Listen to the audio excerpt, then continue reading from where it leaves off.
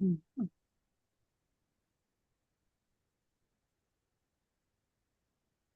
Good morning, Susan. Delegation time. Come on. You challenged me, Paula. You I said, did. I did. I did.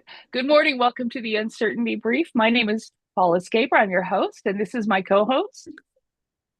Susan Goebel, how are you? And I, Susan, maybe I bet everybody can figure out what we're going to talk about. I wonder what. So the theme of today is we are talking all things leadership and leadership specific to your strategic planning for Q4.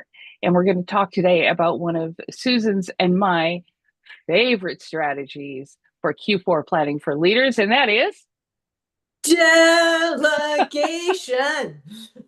I'm not singing the rest of the song. You don't want to hear me sing. Let's be clear. it's Monday, folks. It's Monday. So, Susan, tell me, when it comes to delegation, all your clients rock at it from day one, right? Oh, totally. And if you can't tell, I'm being sarcastic. But they all come in with the problem of this. I am so busy and so overwhelmed, and my team is firefighting, and I am firefighting. How am I going to buy back my time so that I can do what I really Mm-hmm. wanted to do when I started the business?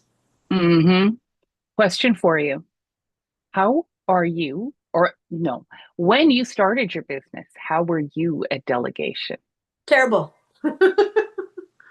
Me too. I And sucked at it.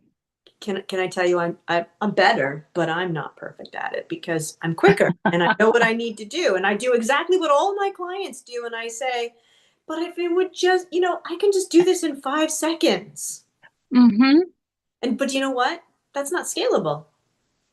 It's not something that scales appropriately if I'm doing it. If I take that 5 seconds and I record it, I systematize it, I make it an SOP, I have somebody in the team I can give it to the next time.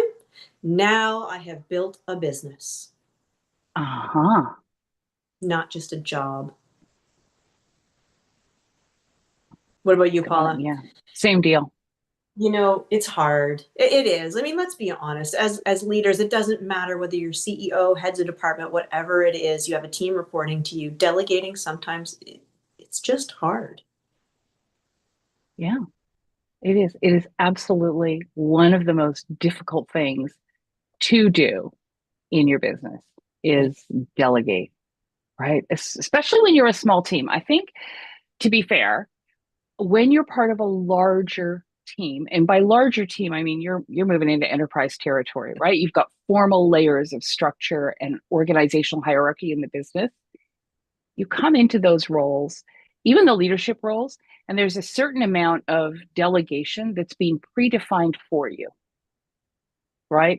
You come into a leadership role from a larger company, you're often coming from outside the company or you're moving up from within. And so people have responsibilities and authorities, and it's all pretty structured. In a smaller company, a small enterprise company, you're growing, but you're still sub a couple of hundred people. The leadership is often still, or I'm going to call it organic leadership. The people that have joined you in your company, the people that have risen through the ranks in your company, they're very passionate about the work and they are experts at almost every step of the ladder below them. It's interesting. It's not actually what I thought you were going to say. Ah, okay. I thought you were going to talk about one of the challenges I see a lot with my clients, which is, when we start and we see the evolution from, a solopreneur or a technician who's amazing at some subject matter expertise. They Mm-hmm. start the company, they grow it up, they've got product market fit, they've got traction. But what they do first is that they hire somebody who's a generalist like them. It's usually, my brother's wife, my next door neighbor, whoever it was to help me out because I just need the help. And Right. so when you grow a little bit more, now you need people who are experts at specific roles. Yeah. And you don't have them. And because, Yeah. my friend, my neighbor, my colleague from that other company, They don't have the expertise that you really need when you go to the next level. And it doesn't matter how passionate they are. Sometimes, and I know we're going to get into an area here where we don't want to dive too deep, but it's about the right fit, and the right fit doesn't mean that it's a bad person. It's just the right fit for the organization's needs and requirements. Because let's be clear, that is why they're there, right? That's why us as owners are paying them, is because they have the skill set that we need. Yeah, totally 100%. 100%. Do you know what else is interesting when we talk about delegation? What's that? Meetings. Okay. Meeting fatigue. Bad meetings. Meetings suck. Mm. They're horrible. I think I saw somewhere in a documentary series that Bill Gates does 6-minute meetings. That's tough. But I can imagine everybody wants a piece of his time. Right? I'm Irish. The concept of a 6-minute meeting is actually trauma inducing for me. Okay. It's interesting though, because when you think about meetings usually have an objective, Mm-hmm. right? And when you have meetings, everybody on the team seems to want to be invited to the meeting. They don't all show Mm-hmm. up, and they're really not all necessary from we got to get the Uh-huh. objective of the meeting done. But then you also look at it in terms of the question about busy versus business. So busyness Right. versus business. And when you're talking delegation, you're talking about sucking somebody's time. Yeah. Do I actually need this to even be a meeting, or can it be an asynchronous email or message or whatever if I just chunk it down little bit by little bit? Sometimes they need to be meetings. Yeah. Sometimes they don't. Sometimes your meetings really only do need to be 3 minutes. I'm so sorry for your your Irish My trauma. ancestry Okay. for that. So for me, if it can be a 3-minute meeting, it's usually two people Yeah. and it's a quick conversation. Yes. It doesn't even have to be a meeting. Why take the time to schedule the meeting, book it in your calendar? I mean, this is all time, right? Why not just walk past the door, knock on the door and say, hey, can I grab 3 minutes of your time sometime today and do that and have a conversation? And it depends what it is. If you really truly only need 3 minutes of somebody's time and they don't need prep for it and they have the time available, great. Sometimes those 3-minute meetings do need to be 3 minutes, but somebody needs 24 hours notice to be properly prepped, ready, prepared, and have their thinking time that they needed in Mm, advance, which means that somebody took the time to prep them, right? Hey, here's the issues, here's the things you need to know. And then you go into the people who knock on the door. Hey, have you got a minute? Ooh, mm, right? When you talk about delegation, because we're coming back to the theme of the day again, delegation also means teaching and mentoring those people who report to you how to think on their own and come in and have that conversation with you. If you teach them to do their own research, if you empower them with the tools, the knowledge, the expertise, the knowledge banks, whatever it is, then half the time, by the time they get done answering the questions that you're going to want to ask them, they probably already have the answer. And it never even needed to be a meeting. It just needed to be more right. thinking time by them. But if you don't teach them, they'll never learn. You bring that I was thinking that actually as you started talking, I was thinking of a client that I worked with a couple of years back, and I was working with they were setting up their marketing department, first time that they had a formal marketing function in a company, and I was working with their marketing lead, right, their sole marketing employee. I'm mentoring them to step into the role of leading the marketing function. And what I discovered was happening. So we would have a conversation in the meeting and we would work out, some plans, some ideas for things we wanted to do. And I would send them away with homework. Okay, so here's what I want you to figure out, and here's what I want you to do. And I want you to come to our next conversation next week. And I want you to be prepared with this information so that we can go through it. In the week between our coaching call, the individual would get the information I needed. And how they would do it is they would go to their boss, the owner of the company, and say to their boss, I have this great idea. Here's what I think we should be doing in the marketing. Now, the boss is thinking they've got a rock star because they're proactive, they've got ideas. But I'm stuck on. And then they would wait, and the boss would swoop in and do all the work, like literally do all the work. Mm. And they would come back, and I would get in the meeting. Oh yeah, I talked to my boss, and here's how we've decided we're going to proceed with it. And I was like, okay. It literally got to the point where I had to do more work with the owner of the company to get them to stop doing this than with the person, because they had found a way of getting things done that was very effective. And it was very effective. But what was being undercut in the process was their ability to think strategically for themselves and consider all the issues, because they were outsourcing that up the chain. And so that actually ended up extending that contract by about 4 months, Oh my gosh. because the biggest issue was not that all the systems weren't in place. They were in place. The plans were in place. Everything was rocking. Everything was going well. However, the person was playing mom against dad, like your kids do, right? Playing Mm-hmm. mom against dad. And so they were getting off on not completing the work that the boss felt wasn't the most urgent thing for them. And they were also getting their boss to do the work that they didn't want to do. And so what was happening was they weren't building the thinking skills. They also weren't doing the analytics and the reporting, which is another huge thing, I think, when it comes to leadership, is that we have a habit of thinking that the analysis, the metrics, the reporting can be done later, because, you know, I've got this urgent fire with a client. I need you to deal with it. It's okay if you don't get the monthly reports done this week. And then next week, Mm. there's another fire. And it's okay if you don't get the monthly reports done this week. And this goes on for 2, 3, 4 weeks. Now you're got two sets of monthly reports, one that's a month overdue and one that's due. Oh, you know what? We don't have last month to compare it to. It's okay. Month 3, you take a look at your Google ad spend. Let's pick on marketing, right? You take a look at your Google ad spend and you're like, we're not getting ROI on this. Why didn't you know? Huh. Why didn't I know? I wonder, right? And so I think the risk is it's, and I've been guilty. Like I'm in guilty. The risk is it's easy to push reporting down the road because the data is always going to be there for us to look at, but the data is only relevant for a short window of time. Mm. And if you don't look at it, you can't act on it. And if you don't act on it, you can't solve the problems. And if you don't solve the problems, you're going to have bigger. It's this kind of waterfall. So it's the little seed that never feels like the world is going to crash, because it won't crash today. But you might actually be putting cracks in the foundation that are going to cause a very big crash tomorrow.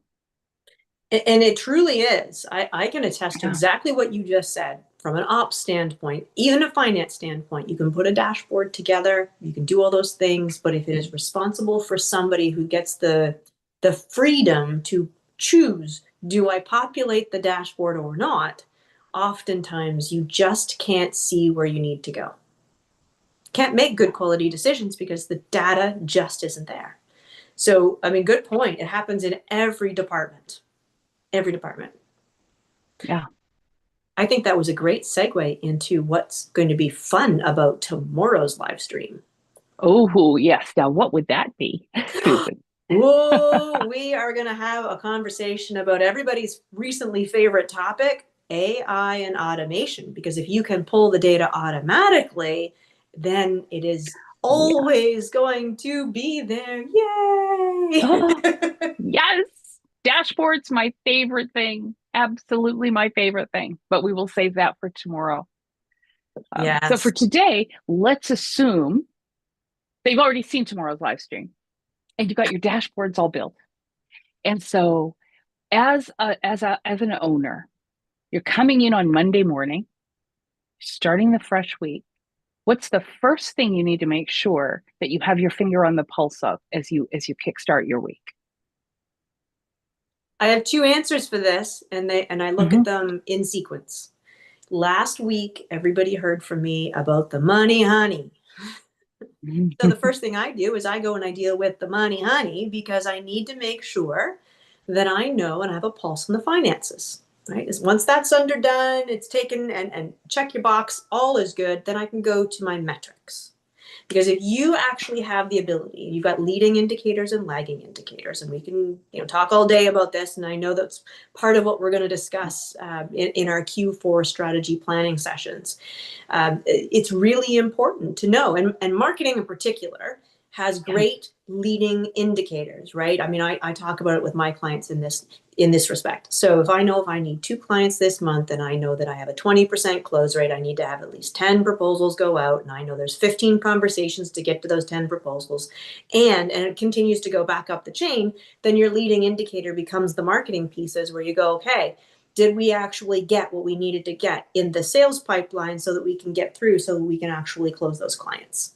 And if Right. this is off, this is going to be affected, right? It's all the way through.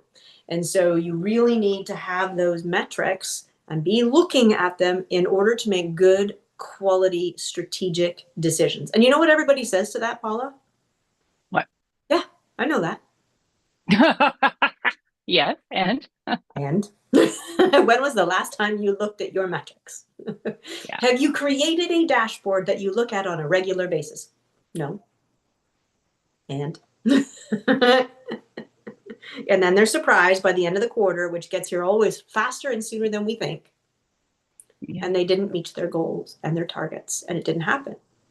And I think you've picked up on a key thing around metrics and looking at your metrics. So I used to call them management Mondays, money Mondays, whatever, a funny name, but nothing got booked on a Monday morning. Absolutely nothing got booked on a Monday morning. I've changed my cadence since, but I would come in and my Monday was all about the data and, what it looked like.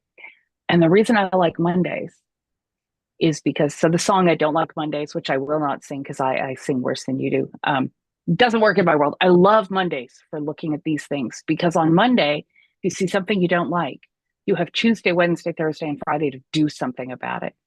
On Friday, if you see something you don't like, you've got 2 days of walking in circles, worrying, pacing, and irritated. And you're going to ruin your time with your family. You're going to ruin your personal time, or you're going to end up working.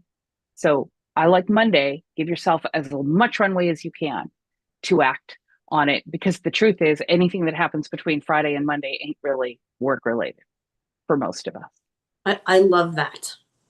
I love that. People talk a lot about SMART goals, Yeah. right? Specific, measurable, achievable, realistic, and time bound. Years ago, I had heard the acronym FAST. And the only thing that's different in those two acronyms when it comes to goals and objectives is the F. And the F is standing for frequently talked about, which is really Oh, important. So if you don't look at those things and you just put a SMART objective up, we're going to do this quarter, but you never look at it until the very, very end. Don't be surprised if you don't know if you're on track or off track to hit that actual goal and objective. And so while we talk about goals and objectives, I know when we do strategic planning at the very beginning, we come back to the delegation, the accountability, the KPIs. You mm-hmm. have to merge it all in together. And I think in the market that we're in right now, we are in a very uncertain window of time. We are in a very turbulent window of time today. And I suspect a lot of the way that we're doing goals, what am I saying? I suspect, I know. The way that we're doing goals and planning is not going to work for businesses. And I think a lot of businesses have found that out in 2025, where we had these grand plans that we set up in October, November of 2024. And January hit, we got on the road, and then everything changed, right? And when it comes to goal setting, I think our goals today need to be more than a SMART goal. I think we need to start talking about SMART targets, right? This is the direction we're aiming the ship in. We are sailing for Japan. Along the way, there are going to be storms. So we may need to navigate around the storm. We may need to slow our speed and get through the storm. We may need to find safe harbor for a couple of months until the storm passes, but there are going to be storms between here and Japan. And we need to start approaching our goal planning that way, because so many times I find teams will set a goal and they start marching towards it, and then the unexpected happens, which is human beings act like human beings and they don't do what they're supposed to do. Our customers don't have a copy of our plan. Our customers, our prospects in our pipeline don't get a copy of our metrics. They don't get the, okay, so there are 10 of you in the pipeline. Now, 4 of you will progress to the next stage of the pipeline, which is a closed deal. We would love it if you could have a meeting amongst yourselves, determine which 4 those would be, and we'll see you in 27 days, because that's what our metric, it doesn't work that way, right? Sometimes you get 4 out of 10, sometimes you get 2 out of 10, and sometimes you get 7 out of 10 in the pipeline. These are averages. They're not exact. And so it's important, I think, to be prepared. Sales is easy because we all think pipeline, but in everything, be prepared for some storms. So we set a target, but that target, there needs to be a range of acceptability with the target, right? So I'm terrible with geography. We're sailing for Osaka, but if we end up in, give me Hawaii. another Japanese city, Hawaii. No, Hawaii would not be good. If we're going to Japan And you end up in Hawaii, you'd and be we end up off. in Hawaii, we're not good. But if we're going to Osaka and we end up Okinawa. in Okinawa, the world does not end. It's not far from Okinawa to Osaka, right? We can be a little bit off target. Uh, my sailor dad is in his grave rolling at the idea that I would dare suggest that his compass could be that far off track. But Yeah. we do need to set, I think, a more, I don't want to say a soft goal, but a more flexible target where we're aiming in a direction. We have a plan to get in that direction, but that plan includes, what are we going to do when we hit the storm? Because we don't know what kind of storm it's going to be. We don't know where along the path it's going to be. We don't know how intense it's going to be. And so that's where I think contingency planning comes in with goal setting, as well as scenario planning, right? Is accepting that we don't live in a world of absolutes, and we cannot, life is not a computer programmer. Life is not an algorithm. We can't simply apply a set of mathematical rules and then trust that everything's going to happen the way we applied the mathematical rules. Yeah, without a doubt. And it's very interesting. I always have a good chuckle when people come to me and go, I want to make a 5-year plan. Mm-hmm. The speed and pace of change, another thing when we're planning, really has an impact. Many businesses encountered changes with AI technology. Yeah. Excuse me, Chat GPT and everything when it came out in 2023. And you couldn't have really planned for that 4 months earlier, 6 months earlier. You were likely not aware of it, most businesses. Yeah. Unless you were in the space and in the know. And so those disruptive pieces that you're talking about, those storms, sometimes you can plan, you can do risk reduction. You can talk about, well, the what if scenarios. And other times, it's not going to work. Which is a great segue to the last thing I wanted to talk about. And we are pretty much at time, so we aren't going to have a lot of time to dive into this, but we are talking, our strategic planning workshops. So when I'm working with a client, I do like to set up a series or a cadence of check-ins with that client in terms of checking in with their team and revisiting their strategic plan. And there is a reason that if you look at any business operating system, I don't care what one you look at, every single one has a cadence of weekly conversations you need to have as a leader, monthly conversations you need to have as a leader, quarterly conversations you need to have as a leader, and then annual, like your annual strategic reset. And so I think it's really important to set yourself up with that. Every week, you want to be checking in with every department in your organization. If you've got a small team, that means every person on your team. If you got 10 people in your company, you want to check in with probably at least 5 of them. And depending on how your company is structured, but you want to check in with the top person in every department in your organization. And if that top person is you, then that means you need to check in with every member of that team. Yeah. When you're larger, you're going to check in with your directors and your leaders, and those need to be structured. What's the KPIs that you need update on weekly? What are you asking them in terms of what do you need to know? So we don't have time to get into it, but those are really important in helping you keep your finger on the pulse without having to be in the weeds of the business. And it's the most important thing you can do to start stepping back. I know with my own business, and I spoke, on the last one about how I had every invoice in my head, its due date, it's not everything. When I started getting a week, and I had a bookkeeper. So when I started just enforcing every week, I want to know what's our AR, what's our AP, what's our, what's in the pipeline. I didn't need to know the granular details of every invoice. All I needed to know was who was behind and what was being done to collect. That was it. Everything else was in the numbers. And it saved me not just time, but I became a nicer person to work for because I had less stress in my head about trying to keep all the details together. So that's weekly. Monthly, you want to be looking at your metrics. One of the challenges, some people like to look at them weekly, and there are very rare businesses where you need to do that. There are situations where you're under, for the most part, if you're looking at your numbers monthly, you aren't going to see enough change for it to actually register. And pretty quick, you go, there's nothing different. You stop actually looking, which is the biggest risk. So I like to say, look at your metrics on a monthly basis. See what's happened in the last 30 days. Make sure that your team is clear on what needs to happen in the next 30.